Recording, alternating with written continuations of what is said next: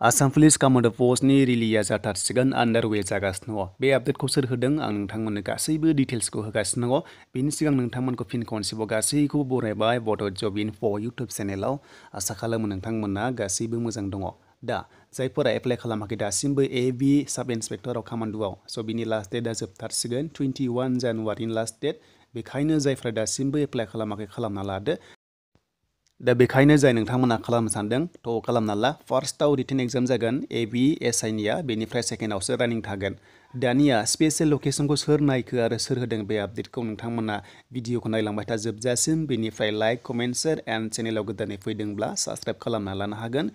दा एबिनि एसआइनि लास्ट डेटआ 21 जानुवारिसिम थागोन। बेखायनो जायफ्रा इन्टारेस्टेड दङ आसाम पुलिस कमान्ड पस्टआव नोंथांमोना साख्रि लानो, अब्ला दासिमबो चान्स दङ 21 जानुवारिसिम एप्लाइ खालामनो हागोन। दानिया स्पेसियेल लकेसनखौ सोर नायखो नायदो नोंथांमोना नुनो मोन्दों। बेनो जाबाय डिजिपि। स' डिजिपिया बेयाव आपडेट होदों this is a very special location. थ' लोगोफोर स्पेसियेल लकेसनावसो रिलिखौ कन्डाक्ट खालामगोन। बेनो जाबाय आसाम पुलिस कमान्ड पस्टआव।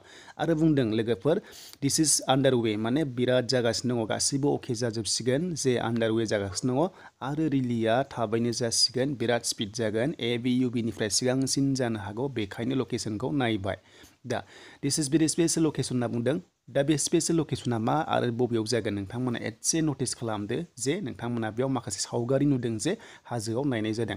आरो बे हाजोआ बबेयाव दङ नोंथांमोना मिथिगौ जे आसाम पुलिस कमान्ड'नि हेडक्वार्टार गुवाहाटि एबा मान्दाकान्ता एरियाथिंथ' नोंथांमोना बिथिं हैनांगौ जानो हागौ रिलिखौ। बेखायनो जेसेबां हागौ नोंथांमोना प्रेक्टिस खालामनांगोन। जुदि हाजोआव होयोब्ला जोबोर खस्थ' मोनगोन, बेखायनो नोंथांमोना हेभि प्रेक्टिस खालामनांगोन।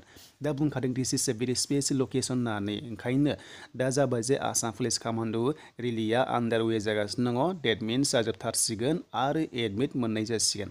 दा नोंथांमोना बे आपडेटखौ मोननानै गोजोननाय मोन्दों जानांगौ जे आन्डारवे जानाय लोगो लोगो गासैबो जाखायो। बेखायनो नोंथांमोना रेडि जादो आरो एडमिट कार्ड थाबैनो मोननाय जासिगोन। थ' दानिया जोंहा नेक्स्टआव मा आपडेट फैयो जों बेखौ नायनोसै। बेनिफ्राय नोंथांमोना थाबैनो आपडेटखौ मोनगोन। बेखायनो जायफ्रा चेनेलाव दासिमबो साबस्क्राइब खालामाखै खालामना लादो बड' जब इनफ' इउटुब चेनेलाव।